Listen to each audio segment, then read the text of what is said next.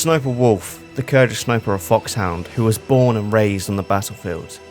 The End, the ancient sniper of the Cobra unit, who brings his enemies to their ultimate fate. Two of the most renowned snipers in the Metal Gear Solid saga, but the question is, who would win in a sniper battle between them? To answer this, we need to look at their skill sets, starting with Sniper Wolf. Born in Iraqi Kurdistan after the Second Iraqi-Kurdish War, she was constantly hunted as a child by the Iraqi regime, which required her to move and hide in various shelters to survive. Eventually, she was rescued by the main man himself, Big Boss, who raised her himself to become a soldier. She even trained under the Gurkhas, some of the most highly skilled marksmen in the world, where she specialised as a lone sniper.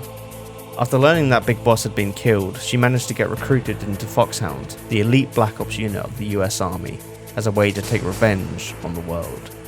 Her experience and training allowed her to become one of the best sharpshooters the world had known. She was capable of waiting for her targets for weeks without moving or even eating.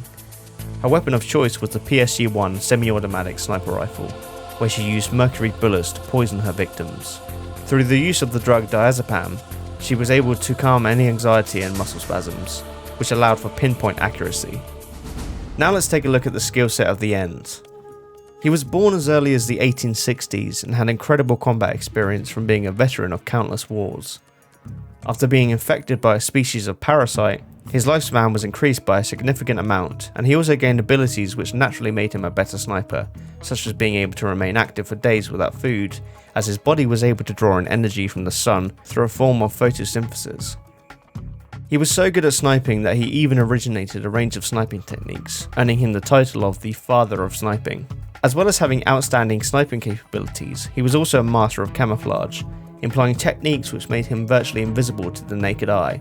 Similarly to Sniper Wolf, he was also able to stay in the same prone sniping position for weeks at a time. Due to having a heightened sense of perception from the parasite, the End didn't require a spotter. However, he did have a pet parrot who acted as a second pair of eyes and would wake him up when the enemy was in view. He was also able to adjust his body temperature to become one with the environment around him, making detection through thermal goggles difficult. During combat, he was able to run at an unbelievable speed for a man of his age, making him hard to catch if enemies got within close quarters. His weapon of choice was the Mosin Nagant bolt-action sniper rifle, which was modified to fire tranquilizer rounds. He also carried stun grenades on him in case the enemy got too close, allowing him to escape and find a new sniping spot. So as we can see, both Sniper Wolf and the End are both formidable snipers respectively, making this battle very difficult to decide. Obviously, we'll have to suspend disbelief slightly to set up the battlefield for these two snipers, seeming as they operated in two different time periods. I think the most fair battlefield would be a forest, dense enough for the End to blend in with the environment using his expert camouflage techniques, as well as having enough trees for Sniper Wolf to move around and take cover behind if need be, as we see her do in the second boss battle in MGS1. I think it's also important to take the characters as they appear in their respective games of the franchise, meaning that they go into battle with the equipment and weapons, as well as the abilities they had in those installments. I imagine both of them would seek good sniping spots first, probably somewhere high up to give them a good vantage point, and then they'd patiently wait to try and seek out the other. Due to the End's camouflage abilities, spotting him will be a challenge for even Sniper Wolf, as her scope doesn't possess any thermal or night vision capabilities as far as I'm aware, and even if they did, it would still be difficult to spot the End due to his body temperature abilities we discussed earlier. She would have to rely on the glint of his scope to spot him, and then try to react as fast as possible. Based on Naked Snake's battle with the End, we know that once you see the scope glint, it usually means the End has you in his sights and will take the shot, meaning he'd probably get the first hit on Sniper Wolf. But seeming as he uses tranquilizer rounds, I think Sniper Wolf would be able to react fast enough with a shot of one of her mercury rounds, getting a poisonous strike on the End. Now, time is of the essence. Does the End remain in position and maintain firing his Mosin Nagant against Sniper Wolf to try and put her to sleep? I think he would have a hard time out shooting Sniper Wolf, seeming as his sniper rifle is bolt action, whereas her PSG-1 is semi-automatic, meaning she has a higher fire rate. Therefore, the End would have to run and find a new sniping spot.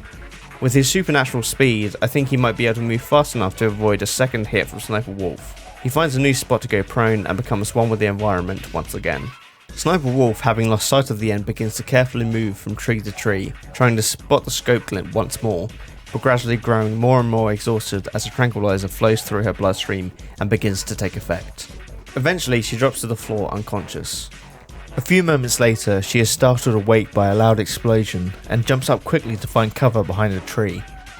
She waits a few minutes and then peeks around the tree with her rifle, searching again for the scope glint. Suddenly, she sees a glimmer high up among some greenery and takes a shot towards the direction, then takes cover again, awaiting a returning shot. But it doesn't come. She decides to take one more shot towards the area before moving closer to confirm the kill. Eventually, she gets to the spot where she believes the end to be, carefully approaching. Suddenly, she comes across the Mosin Nagant sniper rifle, and bizarrely, a set of dentures set beside it, but the end is nowhere to be seen.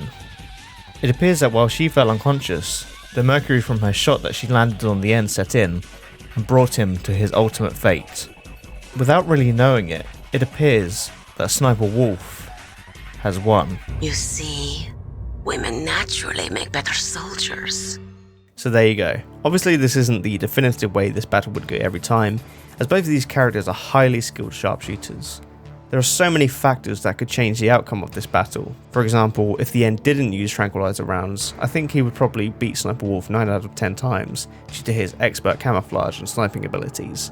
However, Sniper Wolf could easily just find cover and wait him out. As we know from MGS3, this is a way to beat the End, but this wouldn't make for the most exciting battle.